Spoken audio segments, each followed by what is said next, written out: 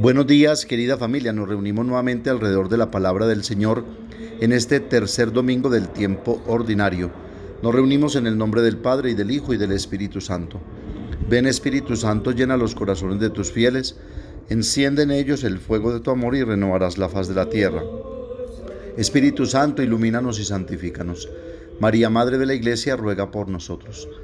La primera lectura está tomada del libro de Jonás, capítulo 3, versículos 1 al 5 y versículo 10. Salmo 25 o 24. La segunda lectura está tomada de la primera carta de San Pablo a los Corintios, capítulo 7, versículos 29 al 31. Lectura del Santo Evangelio según San Marcos, capítulo 1, versículos 14 al 20. Después de que Juan fue entregado, Jesús se marchó a Galilea a proclamar el Evangelio de Dios. Decía: se ha cumplido el tiempo y está cerca el reino de Dios. Conviértanse y crean en el Evangelio. Pasando junto al mar de Galilea, vio a Simón y a Andrés, el hermano de Simón, echando las redes en el mar, pues eran pescadores. Jesús les dijo: vengan en pos de mí, y los haré pescadores de hombres. Inmediatamente dejaron las redes y lo siguieron. Un poco más adelante vio a Santiago, el de Zebedeo, y a su hermano Juan, que estaban en la barca restaurando las redes. A continuación los llamó, dejaron a su padre Zebedeo en la barca con los jornaleros y se marcharon en pos de él. Palabra del Señor.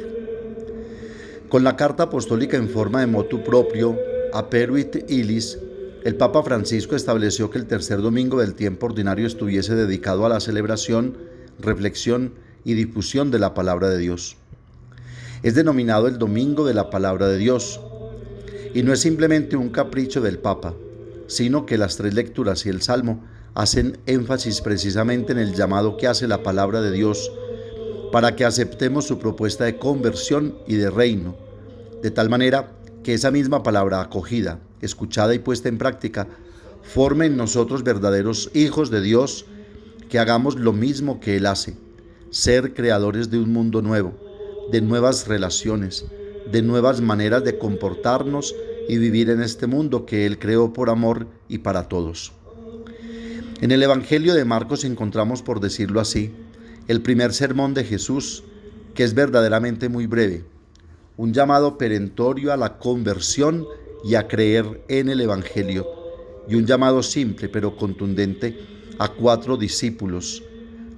Como breves son las palabras del profeta Jonás, que llama a los ninivitas a la conversión, y breves las palabras de Pablo, invitando a acoger la premura del tiempo de la salvación.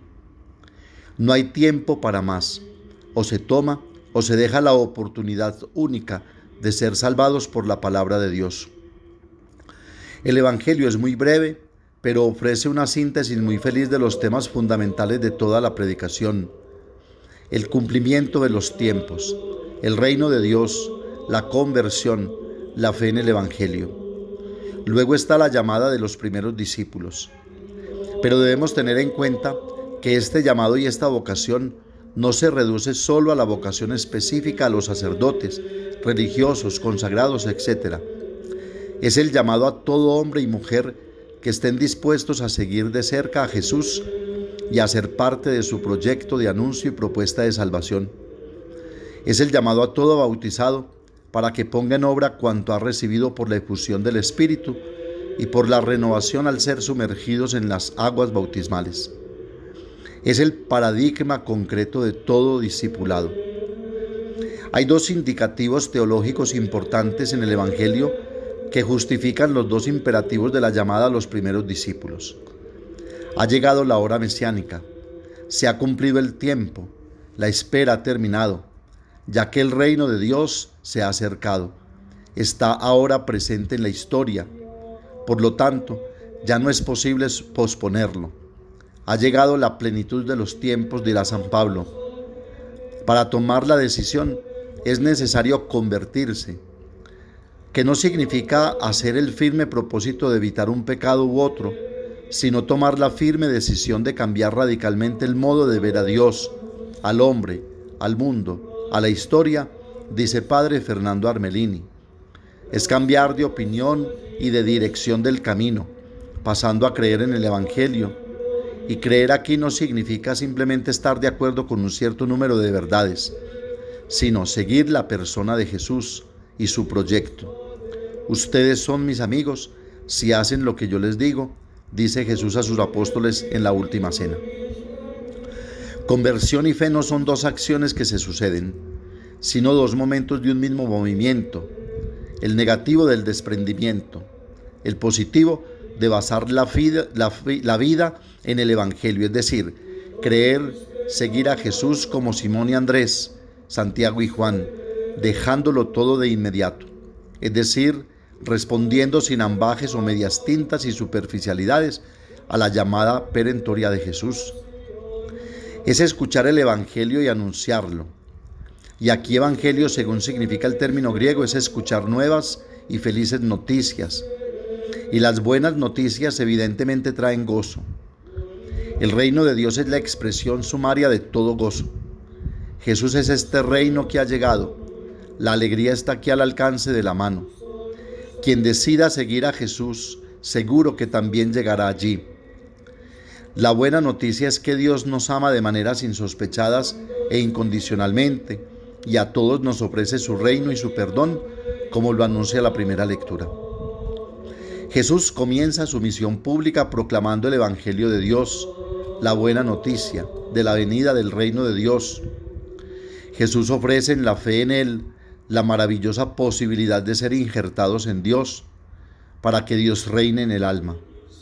Se trata de hacernos partícipes de su Espíritu, para que Él actúe en nosotros, liberándonos progresivamente de nuestro egoísmo y transformando el corazón del creyente en Él. Por eso llama a los discípulos a la conversión, siguiendo al Bautista. Creer en el Evangelio tiene una dimensión muy profunda. Además de creer en un contenido, creer implica una relación de confianza con alguien. Tener fe en Jesús significa adherirse a Jesús, poner en Él la confianza. Creer no significa solo saber que Dios existe o que Jesús ha resucitado, sino que significa sobre todo basar la existencia en Él. Creer es un acto que involucra el intelecto, afecto, libertad y voluntad. La fe requiere actos cotidianos de fe, dejándose guiar por Jesús en las decisiones cotidianas. Es un modo continuo de sentir y de actuar que el creyente está llamado a abrazar. Es una búsqueda de la unión con Dios en todo para sentir y actuar según su palabra. Aquí entramos en el terreno de la conversión. En griego, conversión significa cambiar de mentalidad. Es una invitación a volvernos hacia Él, dando la espalda al mal, a lo inútil, a todos los falsos ídolos, es decir, a las falsas certezas en las que tantas veces depositamos nuestra felicidad. La conversión no termina en un solo momento, sino que se realiza día tras día, como dirá San Pablo. Es una invitación continua a volverse hacia el bien, a amar y buscar el verdadero bien en cada elección. Es pues una invitación apremiante a volver sobre sí mismo y preguntarse: ¿hacia qué y a dónde se dirigen mis pensamientos? ¿A quién pertenece mi corazón? ¿Por qué fuerzas me dejo dominar? ¿Hacia qué modelo se orienta mi vida? En hebreo, el concepto de conversión se expresa con el término que indica el regreso o arrepentimiento de los errores. Podríamos decir que es un retorno continuo a la propia verdad, dejar de vivir ante reacciones inmediatas, impulsivas y patrones adquiridos. Muchas veces no actuamos deteniéndonos a pensar y meditar, sino que reaccionamos por impulso y por eso nos equivocamos. Y aquí el pecado, que significa perder el sentido o equivocar la meta. Nos dejamos dominar por nuestros miedos, por las voces interiores que nos traen los malos recuerdos del pasado. Sin siquiera darnos cuenta, no somos nosotros quienes elegimos, sino que nos dejamos abrumar por pensamientos, sentimientos y egoísmos latentes. El Señor viene a salvarnos de esto para que surja nuestra verdadera individualidad creada a su imagen y semejanza. Él nos ofrece la alianza con Él mismo, su gracia, su palabra, y nos invita a tomar contacto con nosotros mismos, reconociendo lo que está mal y dándonos fuerza para elegir tanto en las cosas pequeñas como en las grandes, que es el amor con A mayúscula. Sí, Dios nos lleva a descubrir nuestro verdadero yo para que podamos vivir como hijos de Dios, no como esclavos, libres para amar, libres para amar. Sintámonos pues llamados, elegidos y enviados como los primeros discípulos, reconociendo que no nos ha llamado por nuestras capacidades y virtudes, sino porque Él se fía de nosotros y cree en el hombre, con toda la carga de pecado y mal que hay en el hombre, y solo quiere que le sirvamos como instrumentos de su salvación. Tomemos la decisión firme de dejarlo todo para seguirlo a Él, que como dirá San Pablo, en todo es lo mejor, y comprometámonos a ser anunciadores de buenas noticias, no de desgracias, castigos y condenaciones, pues Él no vino para eso, sino para abrirnos las puertas del cielo, haciendo presente ese reino ya, ahora, en medio de nosotros. Que la Santísima Virgen María nos ayude a decir siempre sí, aquí estoy, que se haga en mí según tu palabra. Amén. Padre nuestro que estás en el cielo, santificado sea tu nombre. Venga a nosotros tu reino, hágase tu voluntad en la tierra como en el cielo. Danos hoy nuestro pan de cada día, perdona nuestras ofensas, como también nosotros perdonamos a los que nos ofenden.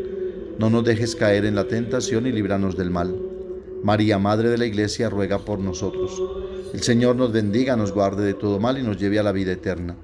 El Señor esté con ustedes, y la bendición de Dios Todopoderoso, Padre, Hijo y Espíritu Santo, descienda sobre ustedes y los acompañe siempre. Que tengan un feliz domingo, un buen descanso y una feliz semana en el Señor. Y recuerden que los padres de la parroquia los queremos mucho.